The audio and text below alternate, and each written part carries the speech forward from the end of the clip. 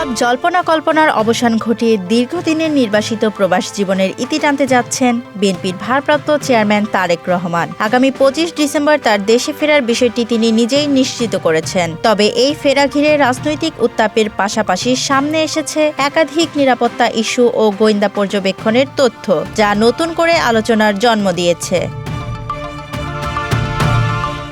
তারেক রহমানকে বহনকারী বিমান বাংলাদেশ এয়ারলাইন্সের নির্ধারিত ফ্লাইটে দায়িত্বে থাকা ২ কেবিন ক্রুকে শেষ মুহূর্তে সরিয়ে নেওয়ার ঘটনায় বিষয়টি আরও স্পর্শকাতর হয়ে ওঠে। দায়িত্ব থেকে সরানো ওই দুজন হলেন জুনিয়র পার্সার মোহাম্মদ সওগাতুল আলম সওগাত এবং ফ্লাইট স্টুয়ার্ডেস জিনিয়া ইসলাম। বিমান বাংলাদেশ এয়ারলাইন্সের দায়িত্বশীল একটি সূত্র জানিয়েছে, গোয়েন্দা প্রতিবেদনে তাদের রাজনৈতিক সংশ্লিষ্টতার তথ্য উঠে আসার পাশাপাশি ভিআইপি যাত্রীর নিরাপত্তা ঝুঁকির আশঙ্কা থাকায় এই সিদ্ধান্ত নেওয়া হয়। সামাজিক যোগাযোগ মাধ্যমে তাদের সঙ্গে আওয়ামী লীগ সংশ্লিষ্ট নেতাদের একাধিক ছবি ছড়িয়ে পড়ার পর বিষয়টি গুরুত্ব পায় বলে জানা গেছে। অভিযোগ রয়েছে তারা নিয়মিত আওয়ামী লীগ নেতা শেখ সেলিমের ফ্লাইট পরিচালনার দায়িত্বে ছিলেন।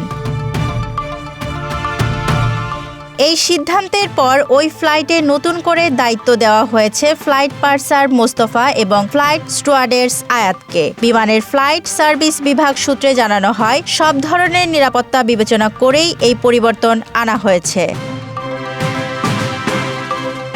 বিমান সূত্র অনুযায়ী তারেক রহমান বিমান বাংলাদেশ এয়ারলাইন্সের বিজি ২০২ ফ্লাইটে লন্ডন থেকে ঢাকার উদ্দেশ্যে যাত্রা করবেন। ফ্লাইটটি ২৪ ডিসেম্বর সন্ধ্যা ৬:৩০ লন্ডনের হিথ্রো বিমানবন্দর থেকে রওনা হওয়ার কথা রয়েছে।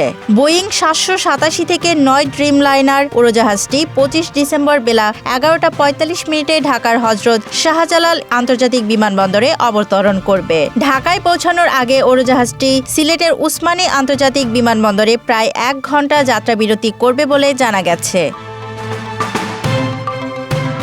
বিশ্বস্ত সূত্র জানায়, এই ফ্লাইটের বিজনেস ক্লাসে তারেক রহমানের পাশাপাশি আরও ৫ জন সফরসঙ্গীর টিকিট বুকিং রয়েছে। তাদের মধ্যে রয়েছেন তারেক রহমানের স্ত্রী ডক্টর জুবাইদা রহমান, কন্যা জাইমা জারনাজ রহমান, মিডিয়া টিমের প্রধান আবু আবদুল্লাহ সালেহ, পার্সোনাল অ্যাসিস্ট্যান্ট আব্দুর রহমান সানি এবং তাবাসসুম ফারহানা নামের একজন। এসব টিকিটের মোট মূল্য ৯,৮৫৬ ব্রিটিশ পাউন্ড, যা বাংলাদেশি মুদ্রায় প্রায় ১৬ লাখ টাকা। টিকিটগুলো ইমরান ট্রাভেলস নামে একটি ট্রাভেল এজেন্সির মাধ্যমে বুকিং দেওয়া হয়েছে।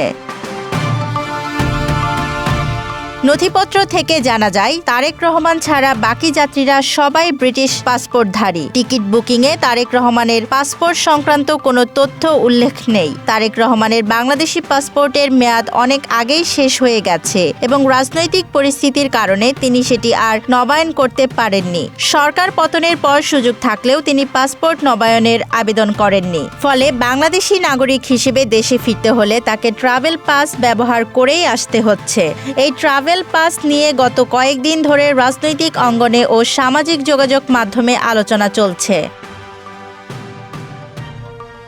তারেক রহমানের দেশে ফেরা ঘিরে সামাজিক যোগাযোগ মাধ্যমে আরেকটি আলোচনার বিষয় হয়ে উঠেছে তার আদরের পোষা বিড়াল জিবো। ঘনিষ্ঠ সূত্র জানিয়েছে, সাইবেরিয়ান ব্রিডের ৭ বছর বয়সী এই বিড়ালটির জন্য ইতোমধ্যেই পাসপোর্ট সহ প্রয়োজনীয় সব অনুমোদন নেওয়া হয়েছে। পরিবার ছাড়াও প্রিয় পোষ্যকে সঙ্গে নিয়েই দেশে ফেরার প্রস্তুতি নিয়েছেন তিনি। অতীতে সামাজিক যোগাযোগ মাধ্যমে জিবুর সঙ্গে তারেক রহমানের ছবি ও ভিডিও একাধিকবার ভাইরাল হয়েছে, যা প্রাণীর প্রতি তার ভালোবাসার বিষয়টি সামনে এনেছে।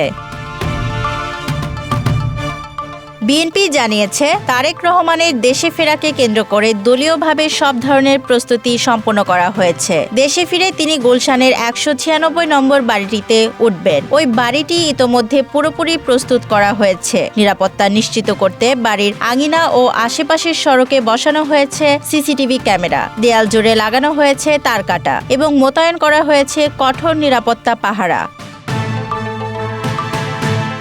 তবে নিরাপত্তা বিশ্লেষকরা মনে করছেন, দলীয় প্রস্তুতির পাশাপাশি রাষ্ট্রীয় নিরাপত্তা ব্যবস্থার ভূমিকা এখানে সবচেয়ে গুরুত্বপূর্ণ। তাদের মতে, বর্তমান রাজনৈতিক বাস্তবতায় তারেক রহমানের নিরাপত্তা নিশ্চিত করতে সরকারের দায়িত্বই মুখ্য।